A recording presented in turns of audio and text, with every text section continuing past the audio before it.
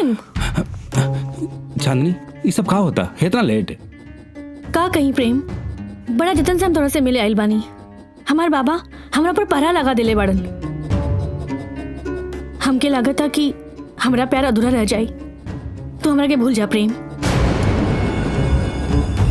चांदनी तारा से हम प्यार के लिए बनी, कोनो व्यापार ना कि नफा नुकसान देख के हम भूल जाई। एगो बात याद रखियो, प्रेम प्रेम नाम है हमार, ना भूलब ना भूले देव, हाँ ना छोड़ब ना छोड़े देव। प्रेम हमार बात समझने की कोशिश करो, कल हमार बियाह होता। हाँ तो ठीक बा, बियाह में दुल्हन चाहिए ना। मतलब ही कि तू राजी हम राजी, अब दुनिया जाए भाड़ में। I love you Prem. I love you too Chandni. उनका के बता दे। हाँ बता दे ले बानी, टाइम पे आ जाइए। हाँ आवते हुई हूँ। सुनी जी का भइल, गोरखपुर वाले देवर देवरानी कब निकलले अभी आइले ना? तू चिंता मत करी, तू तो जाने लो ना गोपाल कितना बिजी रहेला। हाँ बाबूजी से होकर फोन पे बात भेज। अच्छा शाम होए के पहले वो यहाँ पे पहुँच जाए। तू ठीक जाके बा। चांदनी के ध्यान रख। अच्छा हो गई ना बाकी सब? चांदनी चांदनी चांदनी चांदनी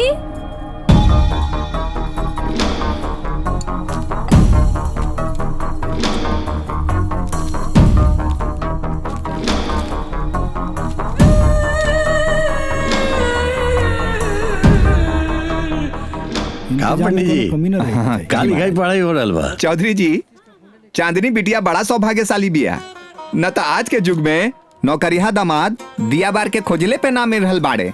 हाँ पंडित जी, हुए हमार चांदनी बिटिया जब चल जाए ससुराल तो हमारी बागवान एकदम सूना हो जाए।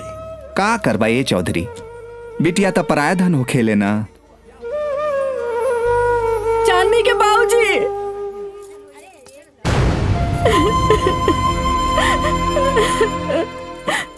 बाबूजी, चांदनी के कमरा से चिट्ठी मिलल।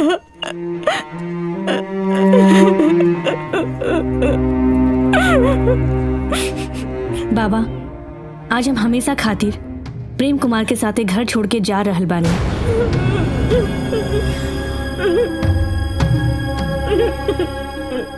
रउआ के प्यार आशीर्वाद जिंदगी भर हमरे साथे रही, लेकिन अपनी जिंदगी के फैसला हम खुद कर ले बानी। राउर के रीति रिवाज संस्कार और इन बाबुल की गलियां के बंधन में रह के हम घुट घुट के ना जी सकेली। हम आज के लेके हैं, आपन अच्छा बुरा के फैसला खुद कर सकेनी। परी रानी की कहानी सुन सुन के बड़ी हो गई बानी, काहे से अब हम खुद कोनो परी रानी से कम नहीं खी। हो सके तो हमरा के माफ करती। राउर चांदनी।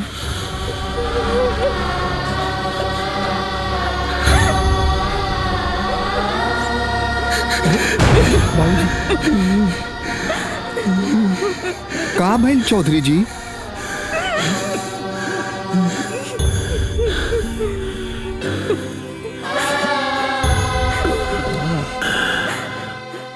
पंडित जी, आप लड़का भलन के फोन करके मना करते कि ब्याह न हो सकेला। चौधरी जी अचानक का हो गई बा? चौधरी खानदान की इज्जत लूट गई पंडित जी। हम पोती हमने की छोड़ के अपने यार के साथ भागी।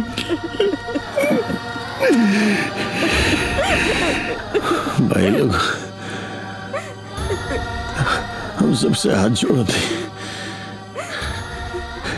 हम लोग चाहिए अपना अपना घर खुल्लम खुल्ला छोड़े के ये नतीजा होला। गांव के नाक कटा देलक, कीचड़ पड़ गई चौधरी खानदान पे। अब के पिए घर के पानी? कहीं भी मुंह दिखावे लायक ना रह गए। अभी घर से क्यों रिश्ता ना राखी। चला पंडित जी, चला चला चला चला चला चला।